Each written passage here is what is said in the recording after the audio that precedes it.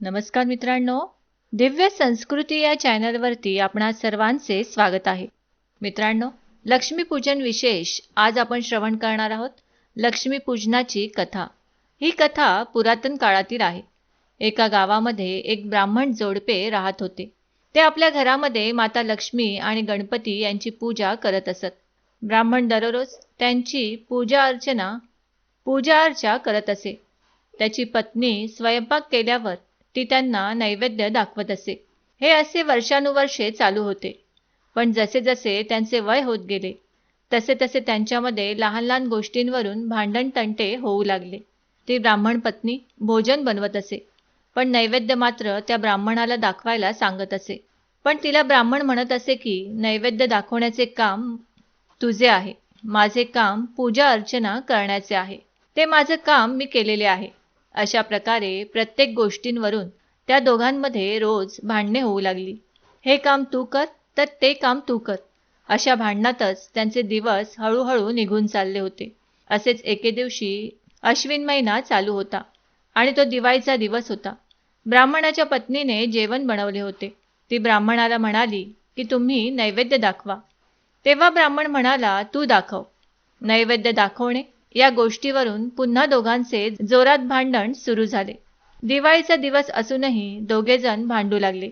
तेव्हा त्यांच्या घरातील गणपती माता लक्ष्मीला म्हणाले, माते, हे दोघेजण रोज नैवेद्य दाखवण्यावरून भांडत असतात. आता आपण इथून निघून दुसऱ्याच्या घरी जाऊया. असे म्हणून माता लक्ष्मी आणि गणपती तिथून निघून गेले. तिथून निघाल्यावरती काही अंतरावरती जाऊन त्यांना एक घर दिसले आणि त्यांनी त्या घरात प्रवेश केला. तेथे गेल्यावर ते पाहतात की तेथे देखील दोन्ही जावाजावांमध्ये भांडण सुरू आहे. घराचे अंगण अगदी खराब होते. सर्वत्र दुर्गंध सुटला होता आणि माशा देखील सर्वत्र होत्या. तेव्हा माता लक्ष्मी गणपतीला म्हणाली की आपण इथे थांबू शकत नाही, आपण दुसरे एखादे घर शोधूया. लगेच ते त्या घरातून निघाले आणि थोड्या अंतरावरती असलेल्या दुसऱ्या एका घरात त्यांनी प्रवेश केला. इथे गेल्यावर त्यांनी पाहिले की सासू आणि सुनेत भांडण सुरू आहे. तिथे देखील सर्वत्र पसारा पडलेला आहे. खरकटी भांडी इकडे तिकडे पसरलेली होती. कुठेही भोजनाची काहीही व्यवस्था नाही. त्यानंतर ते तिसऱ्या घरी गेले. तेव्हा तिथे देखील नणंद आणि भाऊजाईमध्ये भांडण सुरू होते. तिथून ते पुढच्या घरात गेले तर भावाभावांमध्ये भांडण सुरू होते. अशा प्रकारे ते जितक्या घरांमध्ये गेले तिथे प्रत्येक घरात कुठे ना कुठे काही ना काहीतरी भांडण सुरू होते आणि सर्वत्र पसारा पडलेला होता. तेव्हा माता लक्ष्मी गणेशाला म्हणाली, पुत्रा, कुठेही आपल्या भोजनाची व्यवस्था दिसत नाही. तेव्हा आपण त्या ब्राह्मण दाम्पत्याच्या घरी परत जाऊया. असे म्हणत ते दोघेजण पुन्हा ब्राह्मणाच्या घराच्या दिशेने जाण्यास निघाले. ते जेव्हा ब्राह्मणाच्या दाराजवळ पोचले तेव्हा त्यांना घरातून पंचपक्वानांचा सुगंध येत होता. गणपतीने दरवाजा वाजवला. तेव्हा आतून ब्राह्मणाच्या बायकोने आवाज दिला, कोण आहे? तेव्हा गणपतीने तिला सांगितले की दार उघडा, आम्ही आहोत. तेव्हा ब्राह्मणाची पत्नी म्हणाली, मी दरवाजा उघडणार नाही. तुम्ही अगोदर निघून गेलात आणि आता का आलात? तिचे असे बोलणे ऐकून गणपती म्हणाले, माते, आता दरवाजा उघडा, आम्ही यापुढे कुठेही जाणार नाही. तेव्हा ती वृद्ध ब्राह्मण स्त्री म्हणाली की मी हे कसे मान्य करू की तुम्ही पुन्हा इथून जाणार नाही. अगोदर तुम्ही मला वचन द्या, तरच मी दरवाजा उघडेल. तेव्हा लक्ष्मी माता त्या ब्राह्मण पत्नीस म्हणाली, बोल, तुला काय हवे आहे? तेव्हा ब्राह्मण स्त्री म्हणाली, अन्न दे, धन दे, आम्ही दोघे म्हातारा म्हातारी पुन्हा तरुण होऊन देत.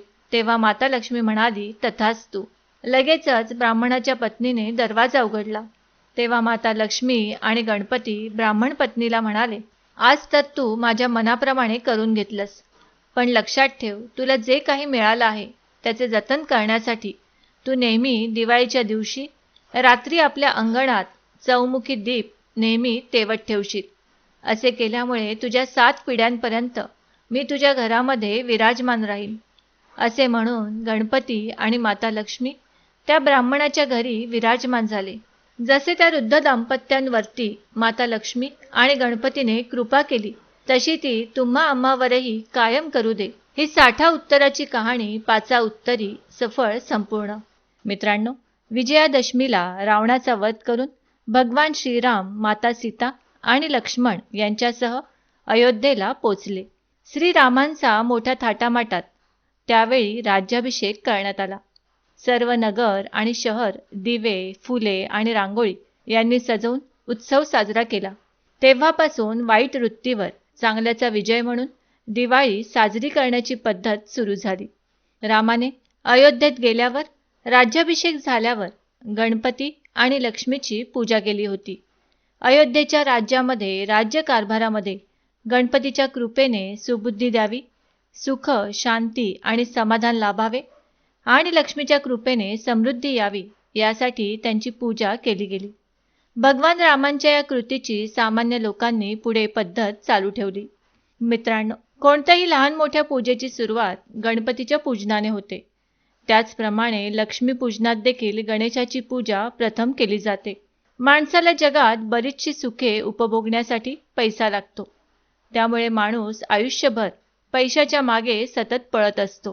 तो आणखी मिळावा यासाठी नेहमी धडपड सुरू असते. लक्ष्मी ही संपत्ती, धन, समृद्धी यांची देवी आहे. प्रत्येक माणूस सुख, समृद्धी आणि भरभराटीसाठी लक्ष्मी देवीची आराधना, पूजा अर्चना करत असतो. असे म्हणतात की लक्ष्मी ही सदैव दागदागिने घालून नटलेली दिसून येते आणि तिचे पत्नी विष्णू नेहमी ऐश्वर्य संपन्न असतात.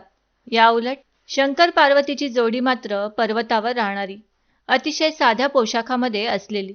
शंकराच्या गळ्यामध्ये दागिन्यांच्या ऐवजी रुद्राक्षांच्या माळा आणि नाग असतो. यामुळेच एके दिवशी माता लक्ष्मीला थोडा गर्व झाला होता. भगवान विष्णूंशी गप्पा मारताना थोडी आत्मस्तुती करू लागली होती. माझीच कृपा भक्तांसाठी किती महत्त्वाची आहे, मी किती पूजनीय आहे, असे ती म्हणायला लागली होती. भगवान विष्णूंनी माता लक्ष्मीचा हा अहंकार ओळखला होता. तिचे गर्वहरण करण्यासाठी म्हणून ते तिला म्हणाले, लक्ष्मी, माणसाला सुखी व्हायला तुझी कृपा लागतेच. तुझ्या कृपेशिवाय आनंदी राहता येणे कठीणच आहे. पण तू पार्वतीसारखे अजूनही मातृत्वाचा आनंद मात्र घेतला नाहीस. एखाद्या स्त्रीसाठी त्या आनंदाची तुलना दुसऱ्या कोणत्याही गोष्टीशी करता येत नाही. लक्ष्मी देवीला स्वतःला मूल नव्हते. पार्वतीला मात्र कार्तिकेय आणि गणपती हे 2 पुत्र होते. लक्ष्मी आणि पार्वती चांगल्या मैत्रिणी होत्या. म्हणून ती आपली मैत्रीण पार्वतीकडे गेली आणि पार्वतीला तिने विनंती केली की तिच्या 2 पुत्रांपैकी एक पुत्रक दत्तक देण्यासाठी पार्वतीला विचारले. मी माझ्या धाकट्या मुलाला तुला दत्तक दिले असते, पण तू मात्र एका ठिकाणी राहत नाहीस. मग तू माझ्या मुलाची काळजी कशी घेशील, असे पार्वतीने लक्ष्मीला विचारले असताना त्यावर लक्ष्मीने तिला वचन दिले की मी गणेशाची पूर्ण काळजी घेईन. तू काळजी करू नकोस. माझे सगळे ऐश्वर्य, संपत्ती हे गणेशाचेच आहे असे समज. माझ्या भक्तांना माझी आणि गणेशासोबतच आराधना करावी लागेल. ज्या घरी गणेशाला पूजणार नाहीत अशा ठिकाणी मी राहणार नाही. मला आणि गणेशाला सोबतच पूजेल अशाच भक्तांना मी प्रसन्न होईल. यामुळे पार्वतीचे समाधान झाले आणि तिने गणेशाला लक्ष्मीला दत्तक दिले. यामुळे लक्ष्मीला फार आनंद झाला. तिला पुत्र मिळाला. गणेशाला दुसरी आई मिळाली. तेव्हापासून लक्ष्मी आणि गणेशाची एकत्रित पूजा लक्ष्मीपूजनाच्या दिवशी केली जाते. काही जण लक्ष्मी आणि गणपतीच्या वेगवेगळ्या मूर्तींची पूजा करतात, तर काही जण लक्ष्मी, गणपती आणि सरस्वती यांच्या एकत्रित प्रतिमेची पूजा करतात. यामागचा अर्थ असा आहे की लक्ष्मी ही संपत्तीची देवता आहे, गणपती ही बुद्धीची देवता आहे आणि सरस्वती देवी ही ज्ञानाची देवता आहे. बुद्धीचा वापर करून ज्ञान मिळवता येते, तसेच ज्ञानाचा वापर करून संपत्ती मिळवता येते आणि संपत्तीचा योग्य वापर करायला बुद्धी आणि ज्ञान दोन्हीही लागते. लक्ष्मी एका ठिकाणी राहत नाही याचा अर्थ लग्न होऊन घरी आलेल्या स्त्रीलाही लक्ष्मीच्याच रूपात मानून आदर दिला पाहिजे असे सांगतात. तेही याच अर्थाने.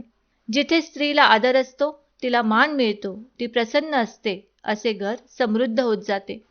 ती खुश नसेल तर घरात आनंद येऊ शकत नाही. घरी पैसे, समृद्धी असणे म्हणजे लक्ष्मीचा वास असणे. लक्ष्मी ही चंचल स्वभावाची असते. म्हणून तिला घरी प्रसन्न ठेवायला स्वच्छ आणि पवित्र वातावरण ठेवावे लागते. तिची पूजा करावी लागते. ती नाराज झाली तर दुसऱ्या ठिकाणी निघून जाते. ती विष्णूंवर एकदा नाराज होऊन गेली, तेव्हा तेही अगदी गरीब झाले होते. थोडक्यात काय तर लक्ष्मीला घरी आणणे आणि प्रसन्न राखणे यासाठी आपण मेहनत करत राहावी, असा यामागचा संदेश आहे. तसे बघायला गेले तर कुठलीही पूजा केल्यामुळे लक्ष्मी किंवा कुठलीही देवी देवता प्रसन्न होते असे न समजता वर्षभर आपल्याला तसेच आपल्या कुटुंबाच्या भरभराटीसाठी, आनंदासाठी, सुखासमाधानासाठी प्रत्येकाला मेहनत करावी लागते आणि या कामात देवांची कृपा असल्याबद्दल आभार मानायला आणि अशीच कृपा आपल्यावर राहावी यासाठी देवी देवतांची प्रार्थना करण्यासाठी संपूर्ण कुटुंबाने एकत्र येऊन पूजा केली पाहिजे. ज्या ठिकाणी चारित्र्यवान, कर्तव्यदक्ष, धर्मनिष्ठ, देवभक्त, क्षमाशील पुरुष, संयमी आणि गुणवती तसेच पतिव्रता स्त्री असतात त्या घरात वास्तव्य करणे लक्ष्मीदेवी पसंत करते. लक्ष्मी ही फार चंचल आहे असे आपण सगळेच समजतो. त्यामुळे हिंदू शास्त्राप्रमाणे लक्ष्मीपूजन हे स्थिर मुहूर्तावर आपण करतो. मित्रांनो, आम्ही अपेक्षा करतो की आम्ही सांगितलेल्या माहितीचा तुम्हाला सर्वतोपरी लाभ होईल.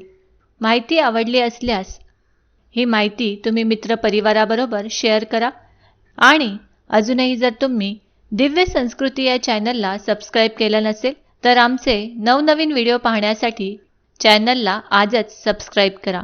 धन्यवाद.